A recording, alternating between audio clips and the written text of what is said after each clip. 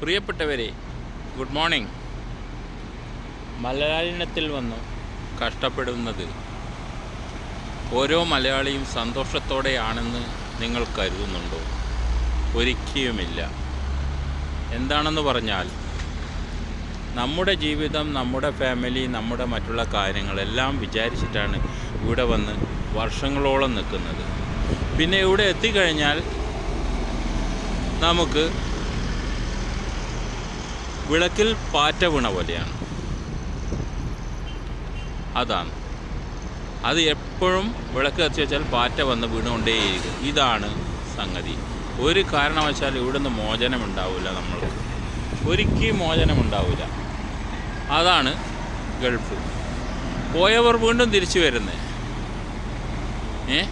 എനിക്കും അത്തരത്തിലൊരു അനുഭവമുള്ള ആളാണ്. പോയവർ വീണ്ടും തിരിച്ചു വരുക. നാട്ടിൽ നമുക്ക് പിന്നെ നിൽക്കാൻ സാധിക്കുകയില്ല. കാരണം ഒരുപാട് പ്രശ്നങ്ങളുണ്ട് നാട്ടിൽ. ചെറിയ പ്രശ്നങ്ങളൊന്നുമല്ല, ഒരുപാട് പ്രശ്നങ്ങൾ, ഒരുപാട് കാര്യങ്ങളും ഒരുപാട് പ്രശ്നങ്ങളും ആയിട്ട് നിറഞ്ഞു നിൽക്കുന്നതായിരിക്കും ഒരു പ്രവാസി. അവൻ്റെ ജീവിതത്തിൽ എപ്പോഴും പ്രശ്നങ്ങൾ ഒരിക്കലും തീരില്ല. ഉദാഹരണത്തിന് ഞാൻ പറയാം, വന്ന് കടം തീർന്ന് ചെറിയൊരു വീട് വെക്കാൻ സാധിക്കുമെങ്കിൽ വീട് വെച്ച്, അത് കഴിഞ്ഞ് മകളുടെ കല്യാണം, വലിയ മകൻ്റെ കല്യാണം, എല്ലാത്തിനും പൈസ വേണം. എല്ലാം കഴിഞ്ഞ് അതൊക്കെ കഴിഞ്ഞ് നോക്കുമ്പോഴത്തേക്ക് പിന്നെ ആ കടം തീർക്കാൻ പിന്നെ കുറച്ചു കാലം നിൽക്കണം. പിന്നെ മകളുടെ പ്രസവം, പിന്നെ മകൻ്റെ ഭാര്യയുടെ പ്രസവം, എല്ലാ സംഭവവും കഴിഞ്ഞ് അവസാനം നമ്മൾ വീണ്ടും തിരിച്ചു പോകണം എന്ന് വിചാരിക്കുമ്പോഴത്തേക്ക് അപ്പോഴേക്കാണ് നമ്മുടെ രോഗം ഏകദേശം കൊണ്ടു ചെന്നെത്തിച്ചിട്ടുണ്ടാവുക. അവശത. ഒന്നുകിൽ വൈഫിന് സുഖമില്ലാതെയായിരിക്കും, അല്ലെങ്കിൽ വയസ്സുകൊണ്ടായിരിക്കും, അത്തരത്തിൽ എന്തെങ്കിലും ഒരു ഇൻസിഡൻറ്റ് സംഭവിച്ചിരിക്കും.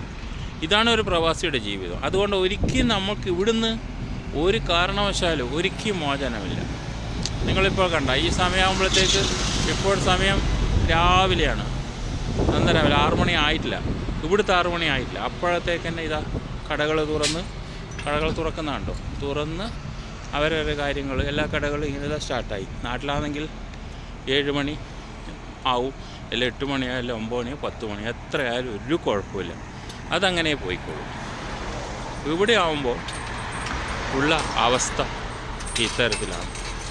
പക്ഷേ എന്നാലും ആരോടും പരാതിയില്ല. റിയാൽ കിട്ടുന്ന വഴിയായതുകൊണ്ട് ഇന്ത്യൻ പൈസേൻ്റെ ഇന്നത്തെ മൂല്യവും കൂടി നോക്കുമ്പോൾ നിന്ന് പോകും. ഇടയ്ക്ക് ഒരു സാലറി, ഒരു വർധനവും കാര്യങ്ങളിലൊക്കെ വന്നു കഴിഞ്ഞാൽ പിന്നെ നമുക്ക് ഇതിൽ നിന്ന് മോചനം ഉണ്ടാവാൻ സാധിക്കില്ല. ഇതാണ് തത്വം. അപ്പോൾ അത്തരത്തിലുള്ള കാര്യങ്ങളാണ് നമ്മളെ ഈ ഒരു പ്രവാസീനെ സംബന്ധിച്ചുള്ളത്.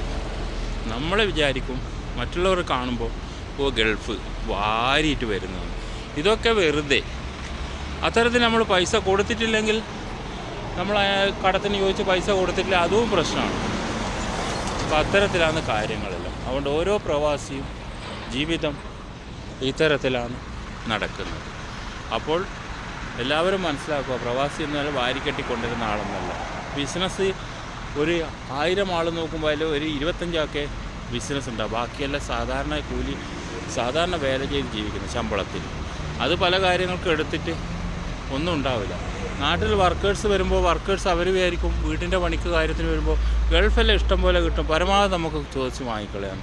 പക്ഷേ ബുദ്ധിയുള്ള ഗൾഫുകാരൻ പരമാവധി ഒരു 10 സ്ഥലത്ത് അന്വേഷിച്ചിട്ടേ ഈ പറഞ്ഞ അവർക്ക് കൊടുക്കുകയുള്ളൂ. ഇതാണ് തത്വം. അപ്പോൾ അത്തരത്തിലാണ് കാര്യങ്ങളെല്ലാം. അതുകൊണ്ട് നിങ്ങൾ മനസ്സിലാക്കുക, ഗൾഫ് എന്ന് വെച്ചാൽ വാരിക്കിട്ടുന്ന സ്ഥലമൊന്നല്ല, സിനിമയിലെല്ലാം കാണുന്ന ആ ഒരു സ്റ്റൈലൊന്നല്ല.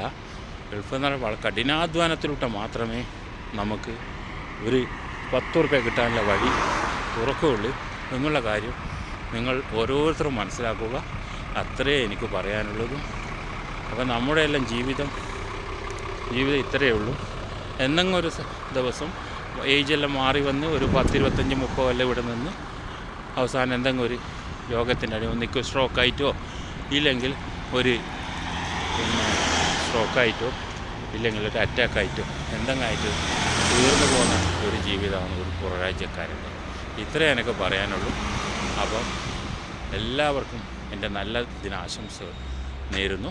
ഓക്കെ കൂട്ടുകാരെ, ബൈ.